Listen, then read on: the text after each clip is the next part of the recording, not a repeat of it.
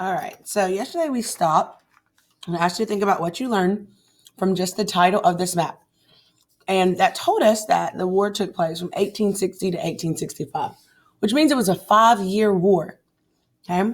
When we look at a map, it's important to take a look at the legend, or the key is another word for that. Okay, so a key or a legend tells us what we're looking at. It gives us symbols and tells us what we'll see on the map. So the red line here we can see is the Union and Confederate boundary. So this would be the boundary or the separation between the Unions and the Confederates. The greenish blue would be the free states, which means that there were no slaves. The orange would be the slave states, and the brown would be U.S. territory. The red would be our battles, okay, in the capital city. The little rectangle down here says Andersonville. It's a Civil War prison. We also had Camp Douglas in the north. And then places of importance are our triangles. Okay, so that kind of just helps us to see and read what we're looking at. Okay, on the map, we also have some captions. It says Northern factories by 1860. Industry was booming in the north. Factories and made textiles, trains, ammunition, and other products. So this kind of tells us a little bit about the factories in the north. Down here, it says Southern plantations. So it sounds like plantations may have been a pretty important industry in the South. Southern plantations grew many cash crops, including tobacco and cotton. By 1860, cotton made up 57% of the nation's exports. An export would be what goes out to other countries. And so cotton was a pretty major part of the United States. Then let's take a look at this timeline we have here. A timeline gives us events in order. Okay. So the first thing we see, we also see U.S. population 1860. We can see the number of free people, 27,489,561. Slaves, 3,953,760. And the Civil War deaths from 1861 to 1865, 620,000. Sounds pretty deadly. November 1860, Abraham Lincoln is elected the president. Okay? So now we know who our president was during the Civil War. February 1861, Confederate States of America is formed. Jefferson Davis is chosen CSA president. Not really sure what the Confederate States of America is, but I'm sure we'll read about that as we get into our book. If not, I'll have to research more. April 12th, 1861, Fort Sumter is attacked and the Civil War begins. Okay.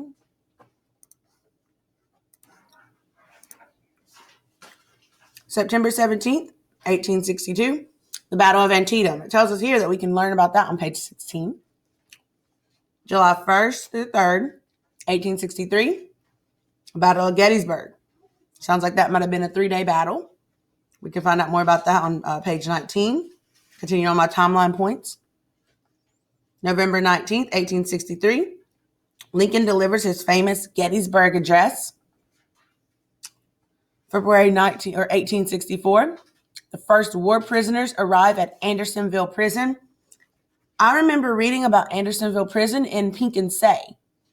So that maybe gives us more information that Pink and Say would have taken place during the Civil War. April 9th, 1865, Confederate General Robert E. Lee surrenders to Union General Ulysses S. Grant at Appomattox.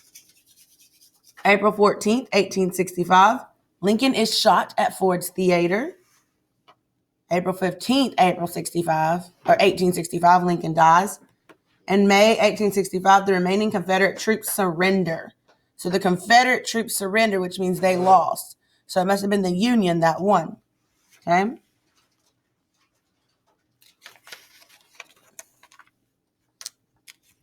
So our first heading that we see, or the first chapter of our nonfiction book, would be The War Begins. What do you think this section will be about?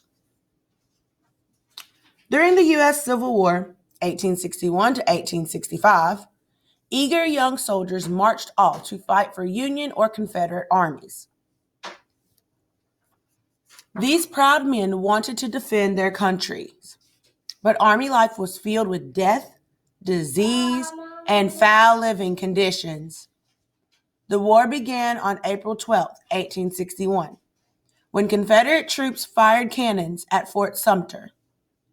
When Union troops at the fort surrendered, cheers rang out in the southern streets. Both sides were ready to defend their way of life. Most thought the war would be over by Christmas. Northerners were quick to join the Union Army.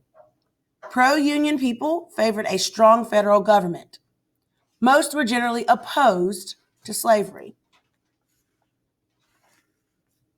Southerners had opposed Abraham Lincoln for president. Southerners believed states' rights were most important and that slavery was a way of life. Lincoln's election started the secession of 11 states. It's a bold print word. We've got a definition here. A secession, the formal withdrawal from a group or organization, often to form a new group. So it's kind of like you leave the group.